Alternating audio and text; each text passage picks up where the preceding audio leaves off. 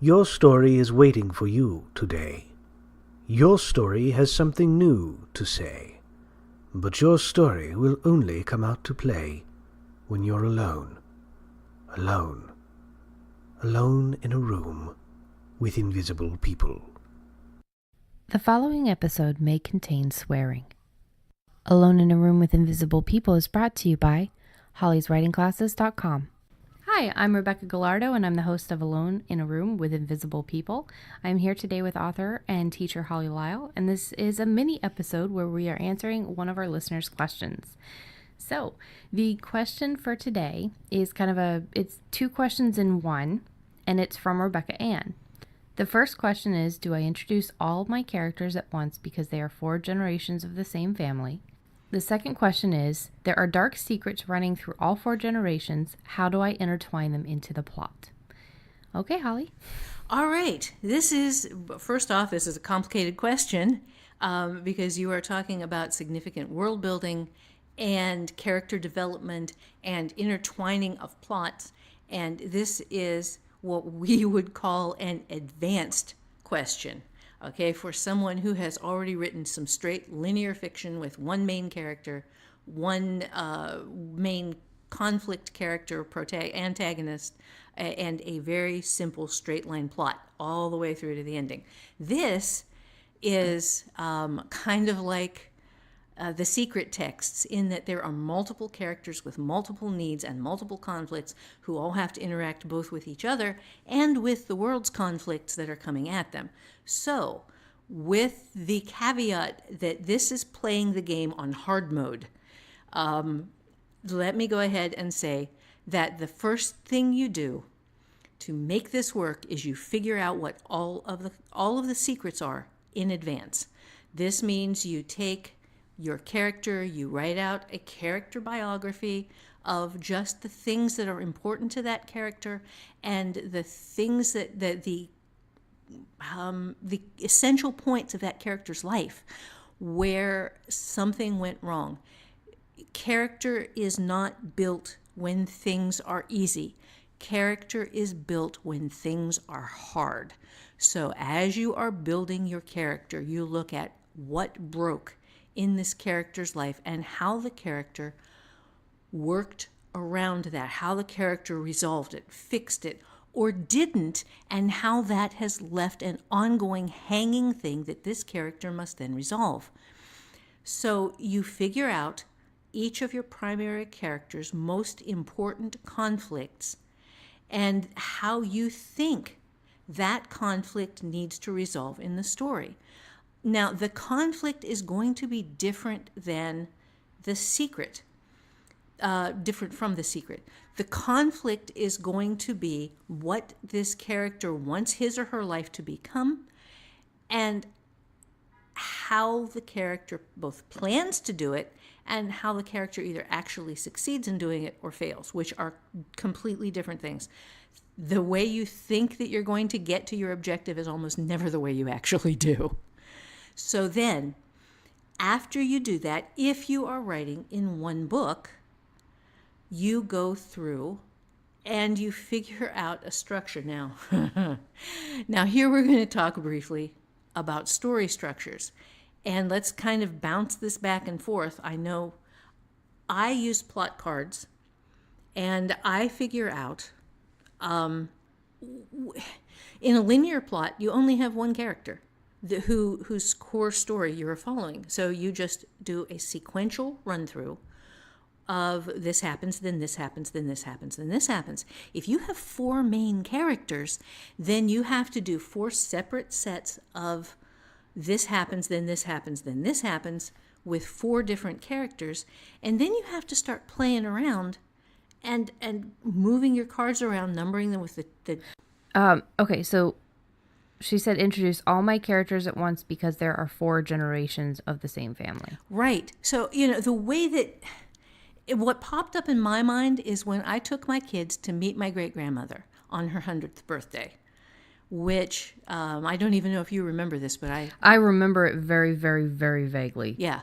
But yes, I do remember. Yeah, that it was me, my uncles, my parents were there, my grandparents were there, and my great-grandmother, who was 100 years old, was there, and my kids were there. So there you go. That's the generations right there. Actually, that was 5 generations. You were the 5th generation there, because my great-grandmother lived a really long time. She lived to be 103. So you can do something like that, and it wouldn't be contrived. But then if you are writing one novel, you're facing the problem of having a 100-year-old protagonist. And where do you go from there? Do you drop back and show your 100-year-old protagonist when she was delivering mail on horseback, which my great-grandmother actually did, when her father was sick or whatever. He was, it turns out, I think, a blacksmith. And I know her husband was a blacksmith. But anyway, back to the focus here. You are faced with the problem of having people of vastly different ages in the same story, and either keeping them at their different ages if you're writing one book, and then probably having some of them die off in the story, which resolves their problems real damn quick, or in dropping back and doing a 4-book series in which each character gets a linear plot, which would be much easier to write. Yeah. Yeah, I mean, seriously, this is hard mode, guys. Yeah. This depends too on, like, what do you mean by at once? Do you like at once in one scene, or at once in what exactly are you looking at? Plus, the 4 generations of the same family. Is it 4 different characters? Are you just talking about introducing the entire family? What exactly are you doing? But I would say it's never good to introduce all characters all at once. Right. Because you're going to overwhelm your reader, and the reader won't give a shit about most of the characters. Right. As a reader, I need to meet individual human beings. I need to meet people that I can identify with and like. Even if they do some unlikable things, you have to sell me on the fact that this is somebody that I want to cheer for, that I want to like, that this is that there is something about this person that makes this character worth my time as a reader, because I can see assholes all the time, and I want to see something better.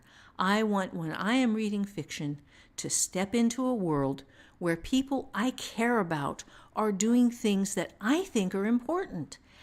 And if you try to cram 4 people into one scene and have all 4 of those people matter, first off, that's really hard, because you can only have one viewpoint character per scene. And 3 of them are going to fade to the background simply by matter of good storytelling in which you are focusing through one set of eyes.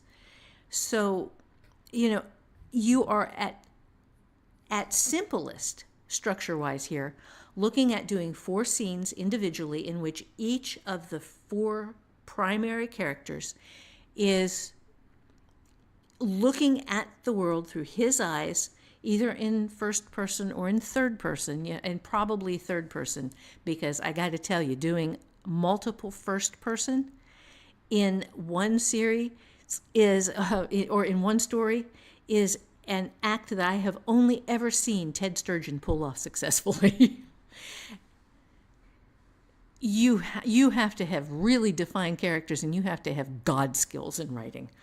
So it seems like what you're saying is it's best. I mean, especially if you're a beginning writer or somebody who hasn't successfully written a whole bunch of stuff, it seems like it's best to introduce one character, make this the one character story, then go into the, it seems like such an epic idea that it would have to be handled very delicately, but at the same time, I'd say that the first question you've already answered, and it's a no. You should not introduce all of your characters at once. Right. So we'll just say that's a clear and well-defined no. So the second thing is having to intertwine all of these dark secrets into the plot. It seems like it almost like, okay, so you write down all the secrets, like you said, you get everybody's secrets written down so you know what all of them are, and then you start figuring out maybe well, the one or two or three that I can put in book one, the one or two or three that I can put in book two. And then once you define which secrets are coming out in which books, then you have the ability to hint towards future secrets as well. Right, right. Now, if you know that you want this to all happen in one book, then you're looking at a structure issue in which you have to figure out in one story how to intertwine four separate sets of secrets and not have them build over time and through four books. You have to figure out how different time periods and different character ages and starting maybe in the, if you're starting in the late 1800s, like my great grandmother did, and then working through in one story to the late 2010s, I'm just using as a historical perspective here. Yeah, if it was set now, then you would be looking at this timeline. Right, because if you have four generations, you are talking about a story that takes place over a significant period of time, probably 100 years. Yeah. To do this and give it justice, you are going to need to plot out a timeline. You are going to need to figure out which events happen when. You are going to have to figure out how old secrets build onto new secrets and the consequences of those things. And this is not small, man. This is a big damn thing. And well done. It could be really, really fascinating too. Yes. It could be a really cool story. Yes, but again, this is playing the game on hard mode. And if you are trying to do this as a first novel, or even like a fifth or sixth novel, you are looking at really, really grinding, and then probably having to do massive revision and probably having to do some serious rethinks. And I cannot imagine, even just doing Glass House, even just writing that one book, that revision was more in-depth than I think I was ready for. So it was a good thing that I put that aside and did Leaving Wanda Lucia, because just the revision alone on something of this magnitude and this scale with this many people, this many generations, this many secrets, this many plot points. I mean, this you're looking at a huge revision process. Right. And I mean, it is a great concept, but yeah, we have touched on, or at least I have touched on at different points, the fact that there are some story ideas that you have that you're not ready to write. I think I mentioned last week that there is a story idea that I have that I am still not ready to write after 30-some novels. And multiple years of doing this, there are times when you recognize a concept, and this is the one with the Minoan history intersecting with Ohio Indian digs and with some very strange mystical elements and New York City. and I am just not, my skills are not yet at the point where I can comfortably pull this off. So, but I am building them, and I am building them with that objective in mind, is to get there and tell that story. Okay, so what we're looking at here is a high-level skill set, and if you're there, great. Go for it. It is a case of then figuring out your structure, and building your timeline, and building your plot cards, and working to get your characters' lives intertwined over a period of about 100 years. So then, if your skill set's up to it, that's excellent. If it's not, there are ideas you can save. And this is a really good, really strong idea, and it can become a fantastic book. But just like my Minoan culture and civilization in a magical New York City, with archaeological Ohio Native American digs, there are some things you just have to hold on to for a while. Yeah, and you can work on it in the meantime too. While you work on your other stories and everything, you can always, because I'm still adding to Fulton Hills and Standing River and everything like that. So yeah, it does. I like that this brought up the idea of biting off more than you can chew, because there's no way of knowing whether or not this is going to be too much for you to handle or not until you sit down and you start working on it, and you get a feel for it and you realize like, okay, well, this might need to wait a little while. There's never any ideas that are too big or too grand that you can never work on. Right. It's just a matter of working up to that. Yes, and also start writing it, because that's the way I found out that my idea was too big for right then, and is, I think, still probably a little too big right now. Is I wrote about 40,000 words of it and hit a wall, and it was a big, hard, mean wall, and I went, okay, I don't know how to do this yet. So, okay, now I'm going to go write other stuff for a while. And it's sat on my hard drive for years now, but it's still there. It didn't go anywhere. And I read it and printed off a copy of some of what I had from my Patreon guys, and they got it, and they, thought it was awesome. And the first part is, it just falls really badly apart after that. So, I'll get there. I will get there. I'm just not there yet. So the idea would be to, like, if you can separate it into separate books, that might benefit you and the story best. Or if you feel that your skill level is up to doing something that is, a very literal epic journey of a family with their dark secrets and drama and everything, then you're saying basically you make a timeline, you write the character bios for all of the main characters or all of the characters that have their main points. Right. You would go ahead and add in all of the secrets, make sure that to have all of these dark things that you want to cover in there. Right. And then you would scene start cards. plotting. Right. Yeah. Right.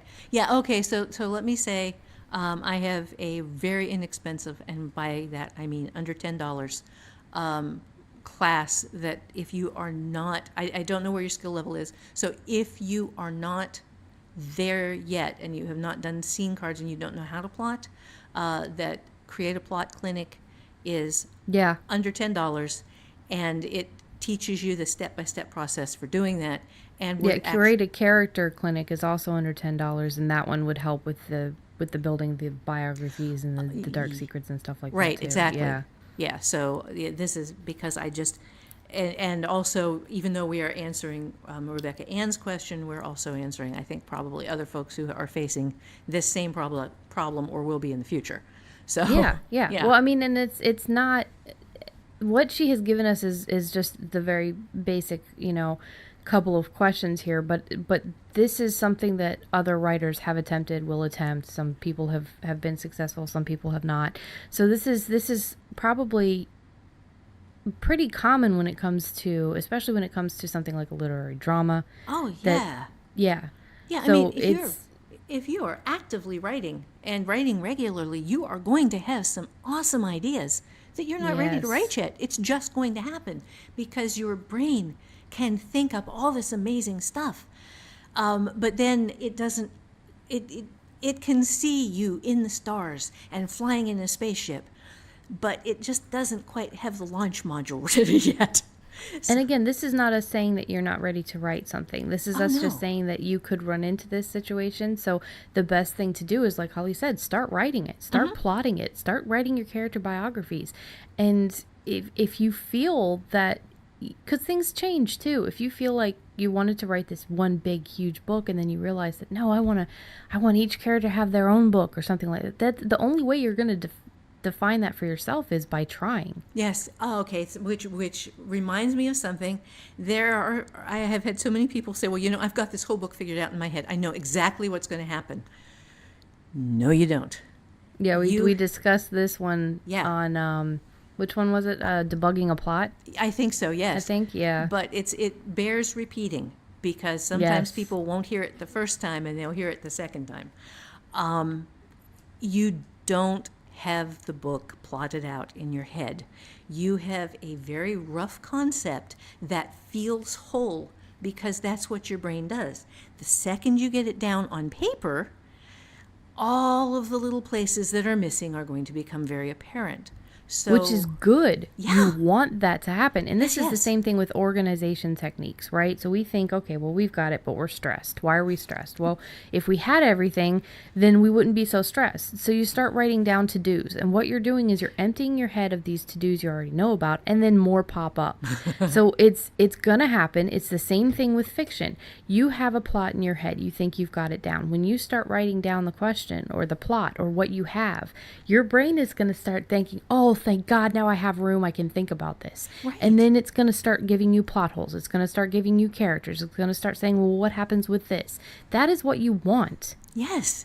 But to do that, you have to put it on paper. Yes. People who are just carrying their idea around in their head as someday I'm going to write this are not going to write it. People who start putting it on paper and start finding out all the places where it falls short are people who can then say, oh, but if I can see where it falls short, I can fix that. And that's big. Now, you mentioned this in the last episode that we just did, the How to Write Flash Fiction. Okay. You were talking about how you kept daydreaming about being a writer and being home with your kids and making money writing, and it was going to happen someday, and you woke up one day and said, when? I had the exact same thing happen with art. I was writing, I've been writing since I was, 12 or 13 or 11, I think it was. Yeah. That was the first time I actually started to seriously try to write something. And it was awful. But so writing has always been there. And I would draw every now and then. But I had this fantasy in my head of being a writer and an artist. And, I would have this whole room done up. And, I would paint. And I would do this. And I would do that. And it's the same thing with the stories. The daydreams and the figuring it out in your head is a procrastination technique. It is a way to never have to put your stuff on paper because of that subconscious fear that it's not going to be good enough. Right. It is a stalling tactic, and it's a way to keep a dream alive without making it a reality. Without taking the chance on failing.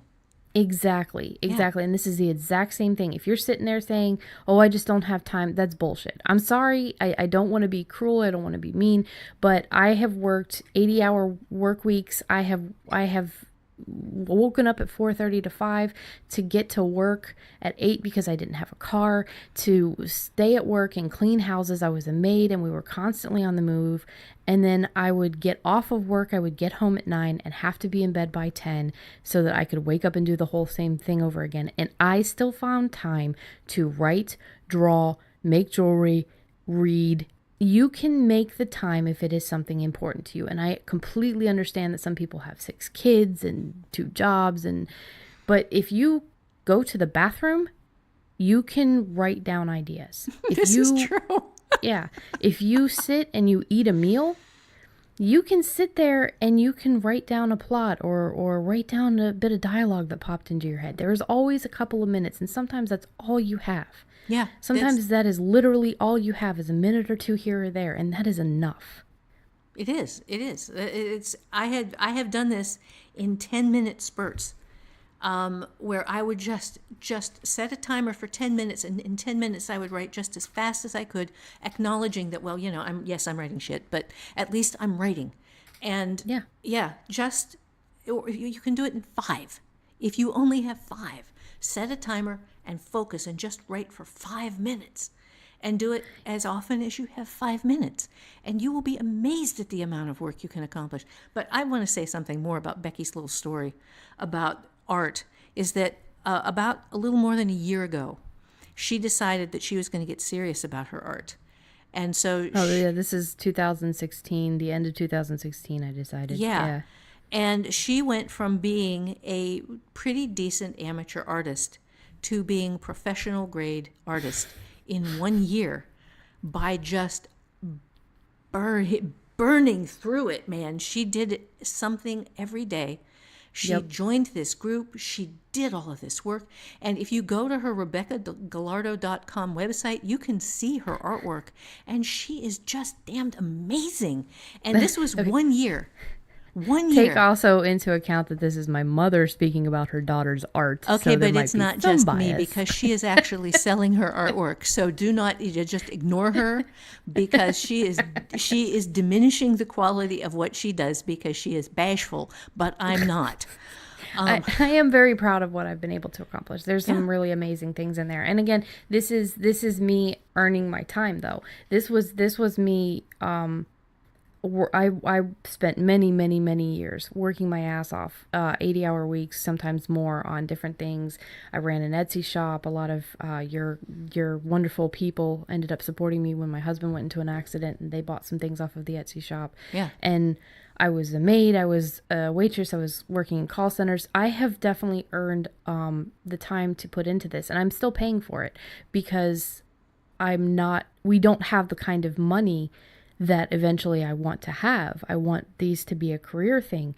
So it's also making sacrifices for the future. Yeah. So I really, I put a lot of time. I mean, every day I worked on something, and it wasn't easy. It wasn't. And there was a lot of failure, because this is going back to what we were talking about, fear of failure. I failed every day almost.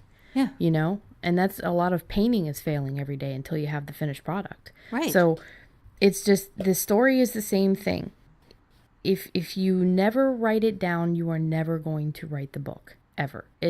You have to start working someplace. And if it doesn't come out perfect the first time, that means your brain is working. That means that you're paying attention. That means that you are being honest with yourself and seeing that there are things that you need to add to your book. If you come out with this idea that you think it's perfect, it's unique, nobody's ever done it before, then you are not paying attention. Right.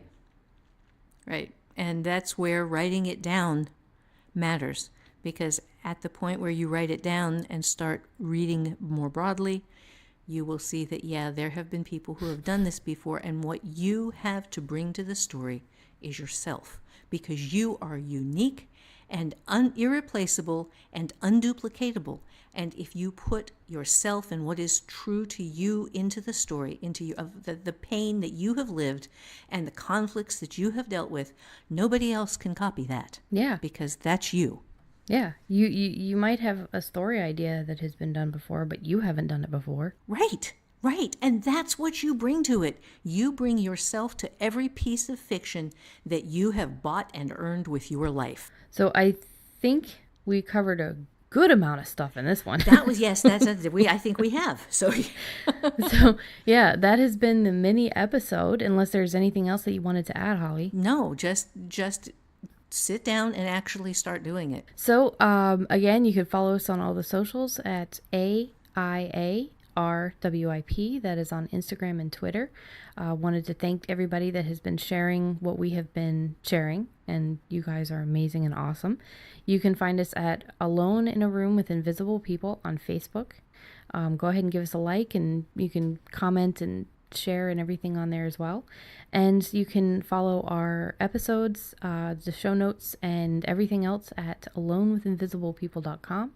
If you have any questions related to this episode, feel free to comment on the episode show notes, or if you have a private question or a private statement or something you want to let us know, you can email us at rebecca@alonewithinvisiblepeople.com.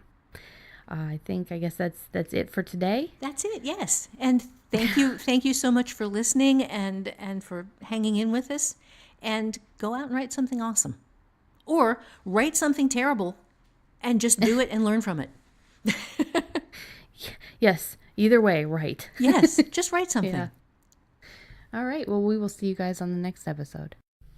We just wanted to say a real big thanks to everybody that has been leaving us reviews, and as well as to all of you who took our words seriously when we said we wanted to send you the ebooks.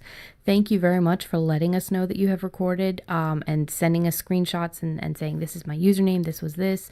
And again, we verify, and we have sent you the ebooks. We hope that you have enjoyed them. And for the future, this is still going on. Leave us an iTunes review. You don't have to be in the US. You can be in any country. Leave us an iTunes review and let us know. Take a shot of it and send it to us. We'll verify. And once we have verified that you have left us that review, we will send you the 2 free ebooks. Mine is called Good Bones. Holly's is called Squick Studies. And we would be happy to send those to you. Those are just our way of showing appreciation for your support of our podcast and for your helping us as well. Because when you do leave us reviews, you are helping us, and that is very sweet and awesome of you to help us out like that. So again, if you have any issues with the podcast, please let us know beforehand. I know that the length of some of these episodes has been a little bit long for some people, but again, that is not something that we can change.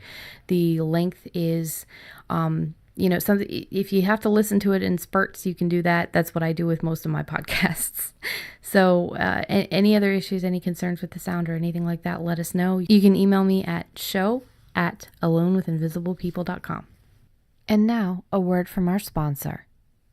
You want to write, you love words, you love fiction, but you don't know where to start or how to middle or where to finish. I do. I'm Holly Lisle, and I've been doing this professionally since 1991.